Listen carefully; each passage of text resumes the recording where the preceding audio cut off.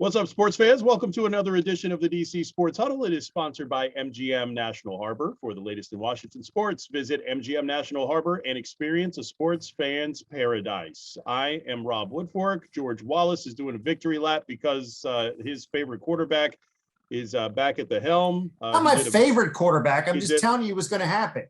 Did a victory lap all the way to the Wallace Manor in an undisclosed location. And Dave Preston back to fashion forward shirts for this episode, which of course is going to focus on, at least to start, Washington turning back to Carson Wentz as the starting quarterback. The Heinicke magic apparently running out, and now they are hoping that Wentz has some sort of magic in his jazz hands to try and get these guys win against Cleveland. And you know the stakes by now.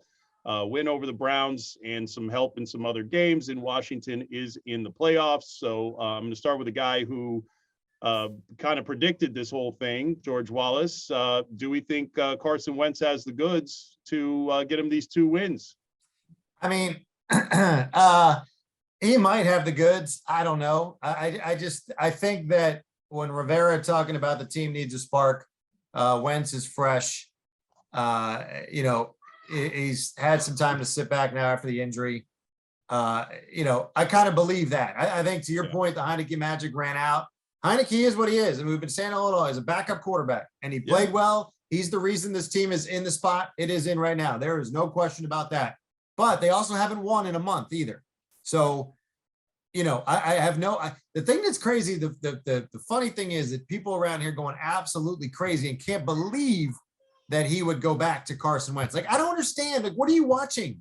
Like, how would you not go back to a starting quarterback who, number one, you're paying $28 million to, and you got a chance to win 2 home games now. So yes, I have no problem with him going back to Carson Wentz. I think that he might be able to give this team a spark against Cleveland. The injuries are the concern for me, especially on defense right now. But, to answer your question, we'll see if he's got the magic. I think it's the right move, and now is the time to do it.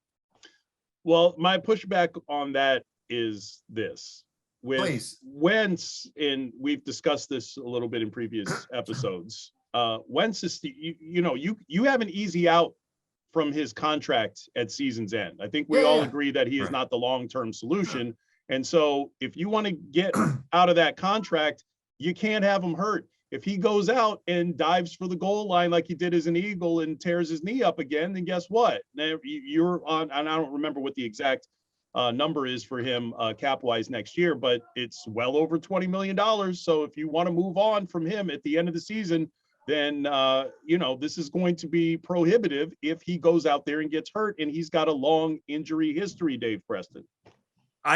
But I do think that this was the move that you needed to make given the current situation. The offense has been somewhat pedestrian the last few weeks. They had 19 points against Atlanta, and that might be the best showing that they've had, offensively. You needed to make the move. I'm not saying that Carson Wentz is the long-term solution. I would have much rather had Taylor Heinicke play well enough to keep Wentz on the bench. But in reality, with a backup quarterback, when you thrust him into the rotation and he plays every snap, you hope to get 5 good games out of him. And you know what? Over the span of 9 weeks, they did kind of get 5 good games out of Taylor Heinicke. He played above what you would have thought his level would have been the first month that he was there as a starter. 5-1 to get things rolling. And I think that's the 0-2-1 decline where they had issues protecting him. I think he was sacked, I believe, 11 times the last 3 games after being sacked just 9 times the first 6. That's concerning. The fact that you have all of these healthy weapons too. Jahan Dotson is good to go. Samuel has been on point this season. Terry McLaurin is a beast as always. And Brian Robinson is healthy. And I think over the last 4 games, he's averaging 87 yards rushing. So you have all these tools in place, guys that weren't necessarily ready, guys that weren't necessarily available when Carson Wentz was struggling early in the season, when they began 1-4. He didn't have Robinson. Dotson had the hamstring issue too. So I think this is the move that you needed to make. It's not a move that I would have liked to make, but it's the move that you got to make if you're trying to make the playoffs. And that's what this Washington Commanders team is going to try to do. Yeah. But this is the thing. and you guys know I'm not a Heinicke apologist. I'm not a Heinicke fan. I don't like any of the quarterbacks on this roster. But that said, what did Sam Howell do to you?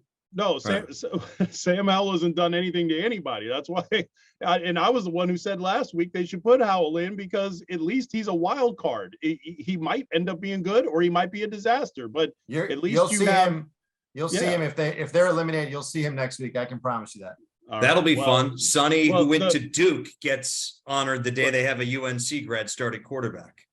Only you would recognize that. But we were talking about the how the spark. First of all, when you say, oh, we needed to get a spark, the first thing I thought of is that's exactly what he said when he put Heinicke in.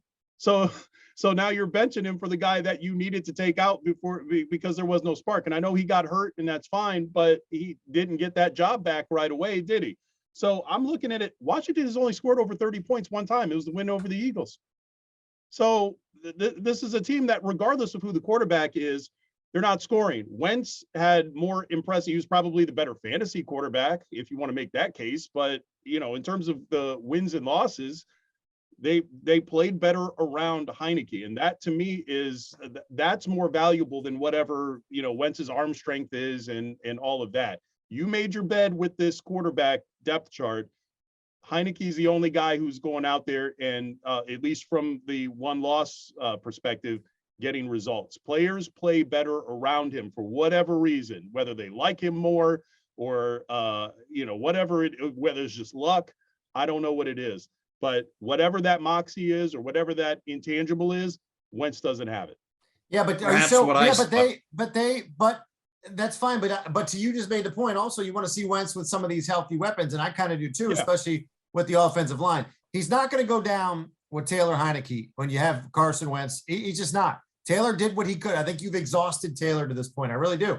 If he had won one of these other games, the Giant games, or the tie, or maybe protected the ball a little better, or didn't miss some of these wide open guys in the end zone, then I can see you can make the argument for it. But look, this team regardless of what the final score says, this team hung with San Francisco last week. Yes. It did. So it's not a bad football team. So I have no problem trying to see. Look, you mentioned the spark. Okay, well, the spark now is gone for Taylor. So you need that spark again. Wentz is healthy. See what happens. Just you can't hurt at this point to see what happens. And this is not to say that perhaps in the second half of Sunday's game against Cleveland, if Wentz doesn't get things going, we see Taylor Heinicke again, because I think you think he's not going to, even if this team is down 20-0 and Wentz is vomiting all over himself on the FedEx Field, which would actually be an improvement of the current sod. But I really don't think you'll see Taylor again, except for injury. Okay.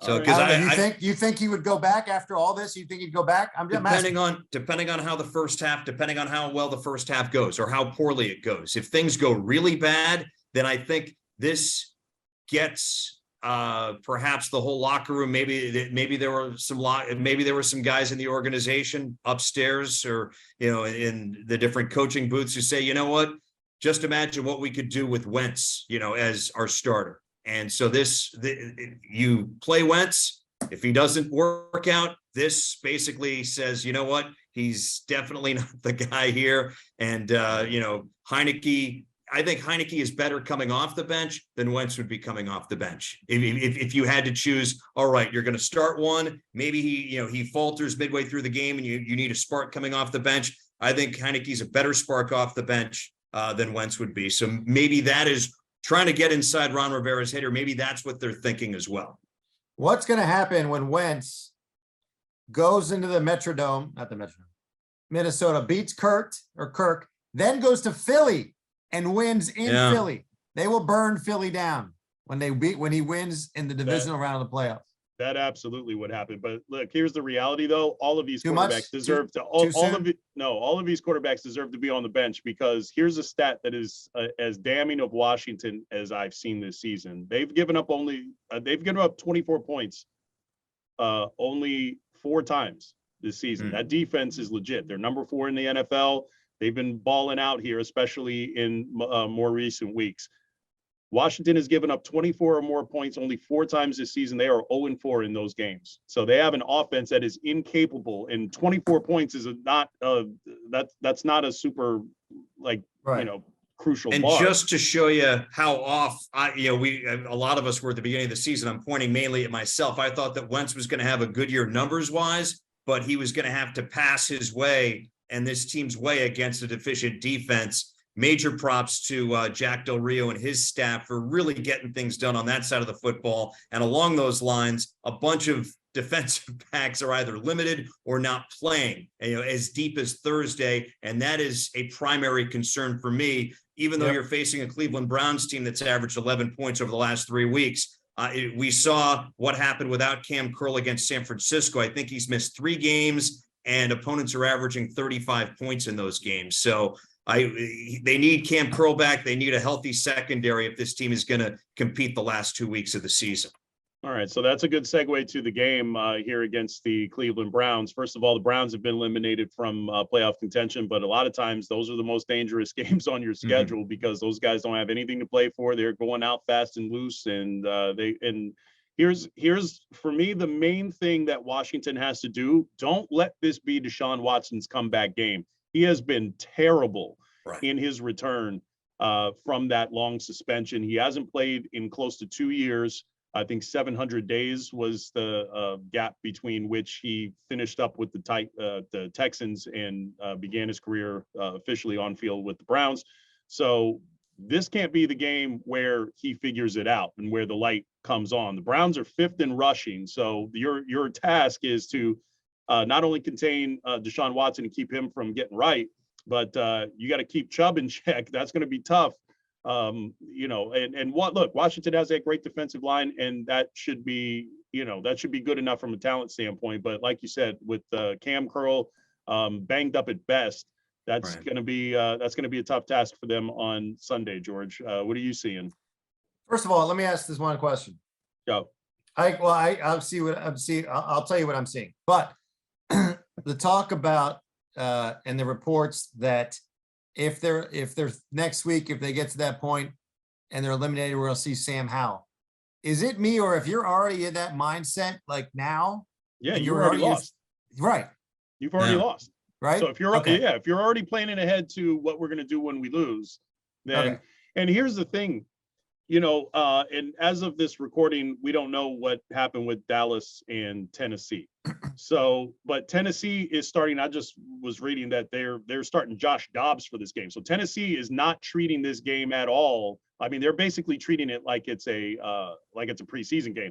So Dallas should win that game, and depending on the outcome of the Philly game, that'll determine whether there's a legitimate shot at Dallas having something to play for in week 18. If the NFC East is already out of reach, then they might rest some guys in that final game. But Washington has already proven like we can't hang with them if they're going to go out there and play Dak Prescott and play all those key guys, especially if you don't have a Cam Curl and some of those key defenders. So you have to win the Cleveland game, and you have to hope that a lot of the things go your way in some of those other games, because I think the only way they make the playoffs is if they beat the Browns, and then all those other things, those other scenarios that need to play out in those other games come to fruition. That's how they do it. If they don't clinch it here in week 17, Saturday. I don't think they clinch it. What if they tie?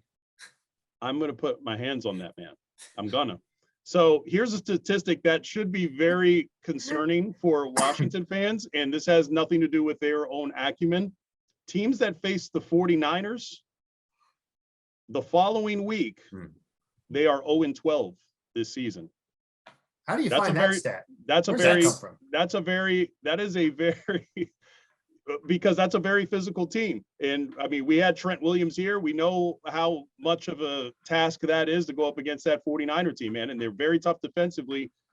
I worry about whether Washington has enough. I think the quarterback change is going to throw them for a loop. I think there's going to be some growing pains, and we've all seen this is not a team that starts well. So if you don't start well, in the Browns, let's say they get up 10 points going into halftime. Now they're feeling good about themselves. Now you can take the air out of the ball. And Nick Chubb is sort of the go-to guy, and you don't have to lean on Deshaun so much. So I'm worried about this game for Washington. They need to run it early and often. Cleveland gives up 5.2 yards per carry to opposing running backs. That is 30th in the NFL. The Browns, they're top 10 in with the pass, but opponents have a 98 passer rating when targeting receivers. So play action is going to be key. They got to run the ball.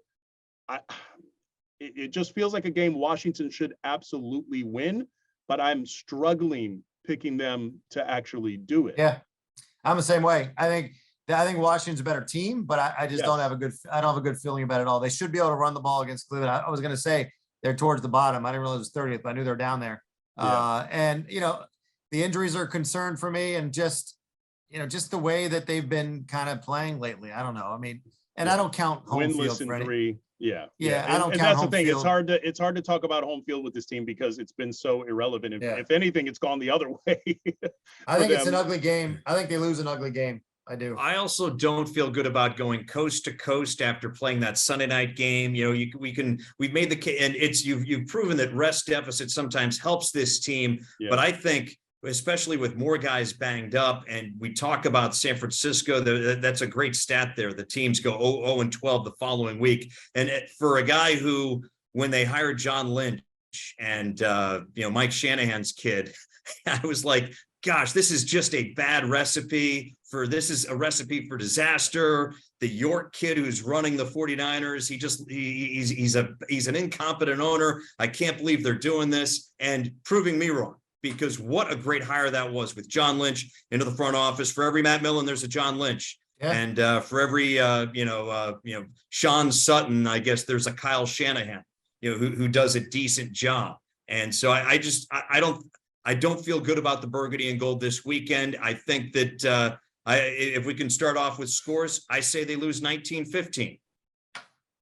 I knew he was going to do that, but then I was going to say 18-17. I think they lose 18-17 because it's December and crazy stuff. Well, it'll be January when that game is played, but wild things happen at the end of the season. I just don't have a good feeling about this game. They're the better team, right, but I just don't have a good feeling about this game, George Wallace. I got a 3-point. I mean, I think it was an ugly game. I was thinking the same thing, 20-17.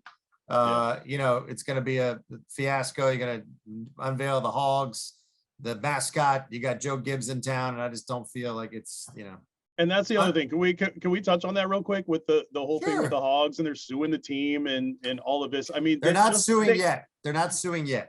But, okay, so but they want to protect their legacy basically, and they're trying to and correct me if I'm viewing this wrong, but it kind of seems like they're trying to keep this new rebrand at arm's length. They say, hey, that was something that was special and important under the old name, and we want it to basically stay that way. You guys wanted to change the name, so go ahead and change the name, but you don't get to embrace this anyway. Yeah, that's kind of how I took it. That's how it is. And then, they're selling those bobbleheads at Target that are sold out.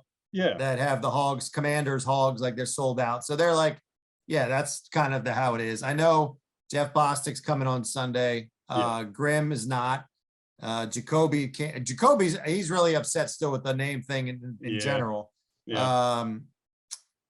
So I mean, they, Mark May, George Stark, those guys.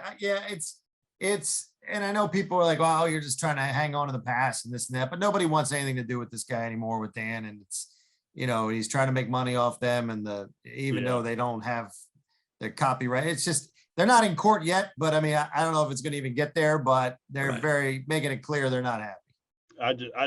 I still can't believe that they're going to bring Sonny Jurgensen up here in January. Especially given what just happened in Pittsburgh, I feel bad even, sort of making that comparison, but it's just this is something that should have been done. I've said it here before. This is something that should have been done early in the season during a home game when you don't have a high stakes game against a division rival that could easily turn ugly. But I think they should have done it during the Eagles game. The Eagles game, because that's the team that they traded from, because he was on their 1960 championship team, albeit as a backup, set an NFL record for passing yards in his first year as a starter. I think that would have been nice, but again, as they say, that's spilled milk under the bridge. and it's in a stadium that the opposing team could take over very easily. Yeah, especially if the division's still up for grabs. Yep. Especially. Welcome to hell. Dave Preston has a sportscast to do. Let's get your final take in here.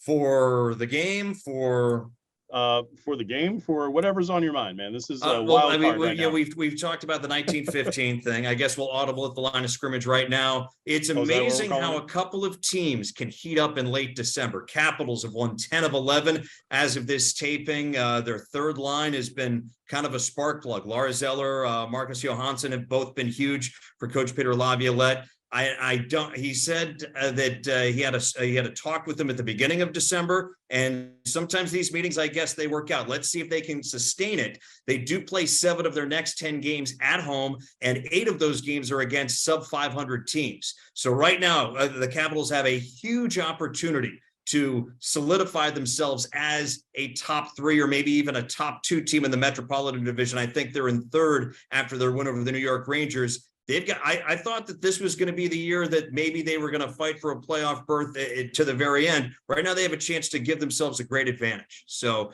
here's to the Caps. Here's to Alex Ovechkin, becoming number 2 all time in goals scored in NHL history, as he now has 802 goals as of this taping. And here's to the Caps being a good team, not just a team with a good player. So, looking forward to 2023 and seeing what the Caps can do. Exactly. And Happy New Year. Happy New Year. Happy New Year. And actually, don't forget to check out our bonus episode of the DC Sports Huddle on the top sports stories of 2022. We also discuss what we're looking forward to in 2023. It was a good time. It ran pretty long, and I think it was worth it all the way. And we were funny. We were hilarious. Okay. Look, it was like Nick Cannon. He's hilarious. Right. Yeah. So this, wow, guys, this one is sponsored by MGM National Harbor, as they all are. For the latest in Washington sports, visit MGM National Harbor and experience a sports fan's paradise. I am Rob Woodfork. Dave Preston went to go do his job, and George Wallace at Casa de Wallace, that's Spanish for the House of Wallace. We will bring you another episode, hopefully after a win. We're all wrong. We'll bring you another episode next week. Breaking the Huddle. Until then,